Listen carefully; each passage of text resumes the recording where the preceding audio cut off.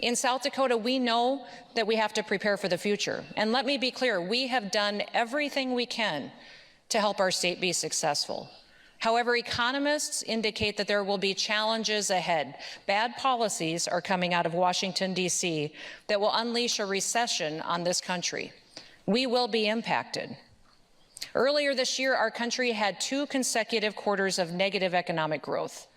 The Federal Reserve's increase of interest rates is another indicator that a recession is on the horizon. But South Dakota's growth in tax revenues continue, because our state's economy is in a far better position than the nation as a whole. Economists expect that the upcoming recession will be primarily investment-led. They expect that our unemployment rate will remain low, and they don't expect that consumer spending will be heavily impacted. Those factors affect how we're going to budget here in our state. In my budget today, I'm keeping our revenue projections for the future very conservative.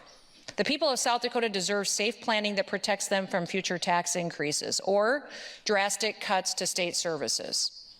We expect that there will be $310 million in ongoing revenue available for fiscal year 2024.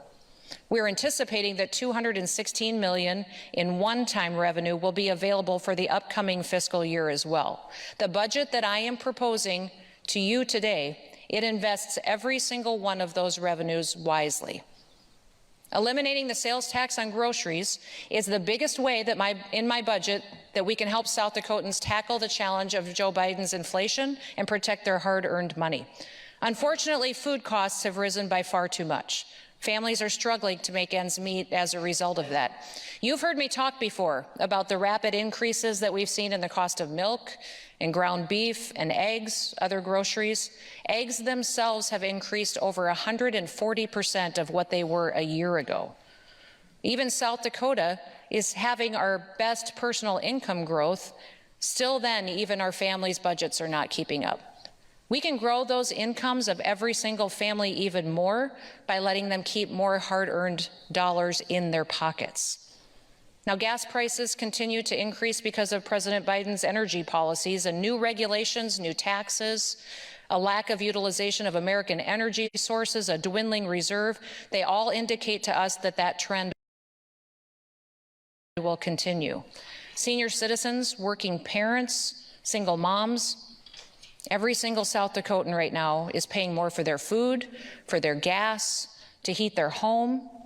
Their family finances are struggling under the strain, and over the last 10 years, Americans typically on average would put into their savings account 7 to 8% of their monthly income on average. During the pandemic, their savings was 20 to 30% per month that they put in to prepare for the future.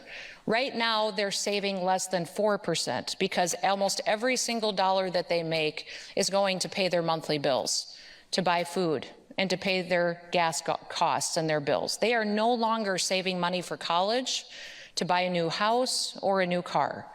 They're just barely getting by.